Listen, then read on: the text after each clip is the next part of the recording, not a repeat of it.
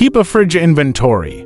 Maintain a list of what's inside your fridge. This can help you plan meals and shopping trips more effectively. 7. Designate a leftovers section. Dedicate a specific area for leftovers to ensure they don't get lost and are used promptly. 8. Utilize door space wisely. Store items that can handle slight temperature changes, such as condiments, in the door shelves. 9. Clean regularly.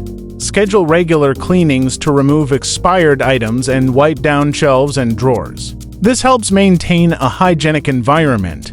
10. Use Lazy Susans and bins. Rotating trays. Lazy Susans can help you reach items at the back, and bins can group smaller items together, making it easier to access everything. 11. Adjust temperature settings. Ensure your fridge is set to the appropriate temperature, usually between 37–40 degrees Fahrenheit.